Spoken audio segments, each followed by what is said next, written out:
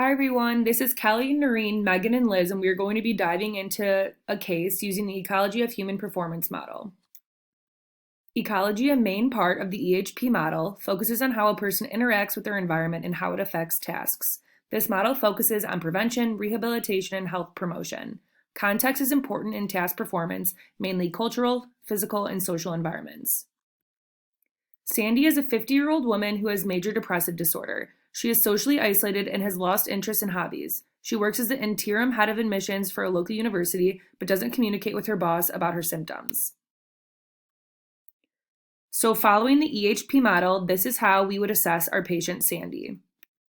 We'd begin looking at Sandy's wants, needs, and priorities. Sandy prioritizes her 2 dogs. Additionally, Sandy needs to communicate her stress due to work to her boss and see if any changes can be made.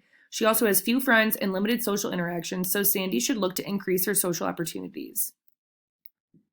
It is key for us to understand Sandy's prioritized tasks, which are work and then caring for her dogs, and what specifically goes into these 2 tasks.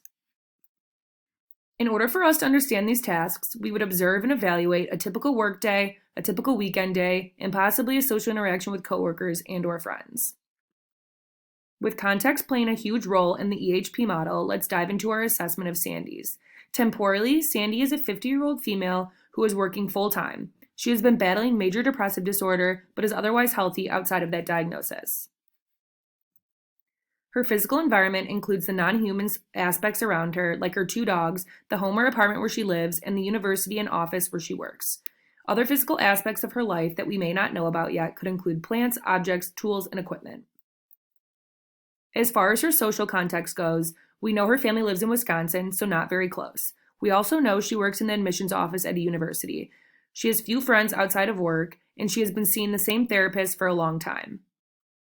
Her cultural context includes the way she cares for her dogs and her expressing them as the loves of her life. It also includes her interest in bowling and that she likes to watch American football games on the weekends. Sandy's cognitive person factors are her low energy, drive, and decreased motivation, as well as extreme emotions. Her psychosocial person factors are her major depressive disorder and her recent suicidal thoughts. Sandy's supports are her apparent access to healthcare services, her long-standing relationship with her psychiatrist, and the fact that she has a steady job and a steady income. Her barriers are that she lives alone, she appears to have a small social circle, and her family lives in a different state. In EHP, there are 5 specific strategies for intervention. These are the strategies and examples of how they could be applied to Sandy's case. The strategy of establish, restore, teaches skills not previously learned or restore skills that have been lost. For Sandy, we could focus on restoring her social support by having her join a bowling league, take her dogs to the dog park regularly, or form a group to watch football games with.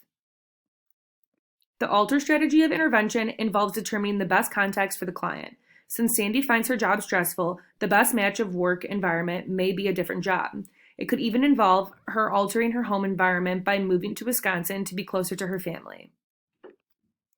The adapt-modify strategy modifies either the context or task to promote success. For Sandy, we could adapt or modify her social context by having her get a roommate, or we could adapt or modify her work task by having her return to her previous job, which caused her less stress.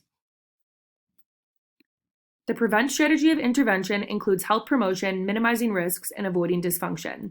For Sandy, we could help prevent cognitive dysfunction by teaching energy conservation and meditation in order to prevent stress buildup and extreme emotions.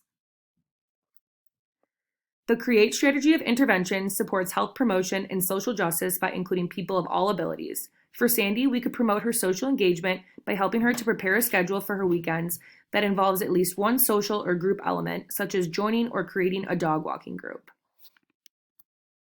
That's our take on Sandy through the lens of the EHP model. Thanks for listening.